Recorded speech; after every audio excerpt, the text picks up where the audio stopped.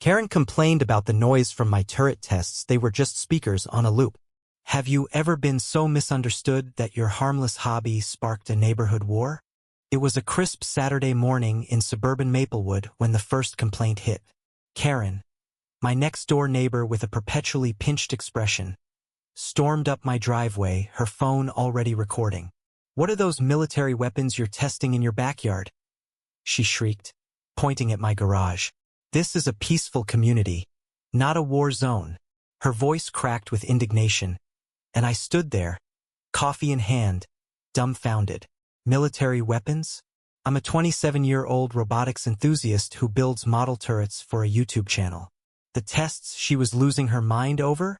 Just speakers playing pre-recorded sound effects on a loop to make my videos feel cinematic. I tried to explain. "Karen, it's just audio. No weapons, no danger. Just a hobby." But her eyes narrowed and she jabbed a finger at me. "Don't lie. I heard explosions. I'm calling the police." Before I could say another word, she spun on her heel and marched back to her pristine lawn, already dialing. I sighed, thinking it was a one-off tantrum. I was wrong. Karen's crusade didn't stop at a single complaint. By Monday, she'd rallied half the neighborhood. She posted on the community Facebook group claiming I was endangering families with unpermitted military experiments. Her post included a blurry video of my backyard where you could faintly hear the looped boom and whir of my speakers. Comments piled up. "This is unacceptable. Call the HOA. What if kids get hurt?" I was painted as some unhinged mad scientist. Meanwhile, my turrets were 3D printed plastic models, no more dangerous than a toy drone, and the noise? It was quieter than Karen's leaf blower on Sunday mornings.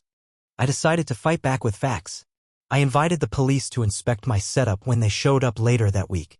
The officer, a guy named Mike, couldn't hide his grin when he saw my garage, a workbench littered with circuit boards, LEDs, and a laptop running audio software.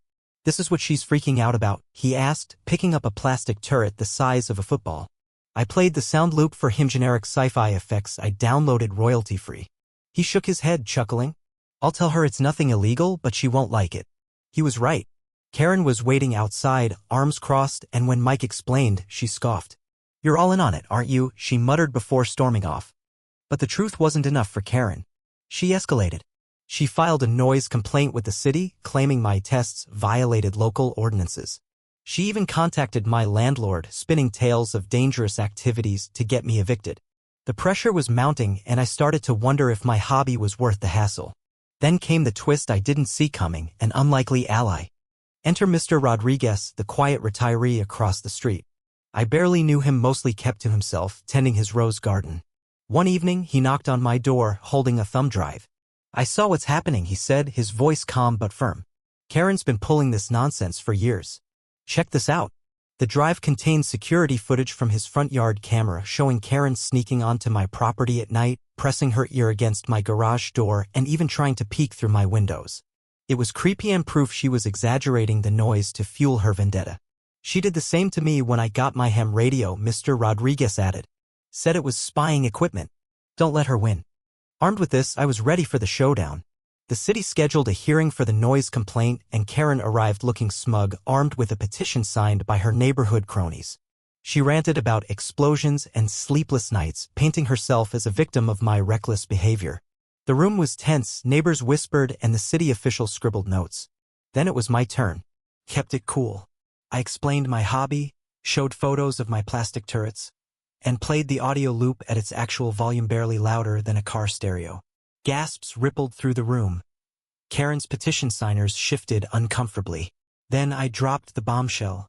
Mr. Rodriguez's footage. The projector lit up with Karen's late-night prowling. Her exaggerated reactions caught in 4K. The room went silent.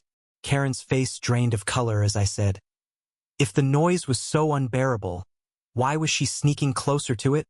The official didn't need to hear more. The complaint was dismissed, and Karen was warned about trespassing. But her downfall didn't end there.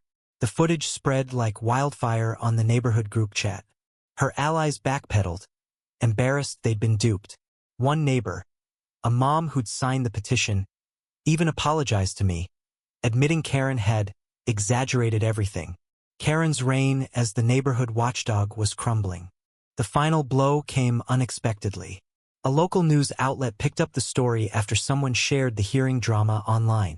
They ran a segment titled, Hobbyist Harassed. The Turret Misunderstanding, featuring my YouTube channel and a clip of my turrets in action harmless, geeky fun. My subscriber count skyrocketed overnight, and I even got a sponsorship offer from a robotics kit company. Karen, meanwhile, became a local meme.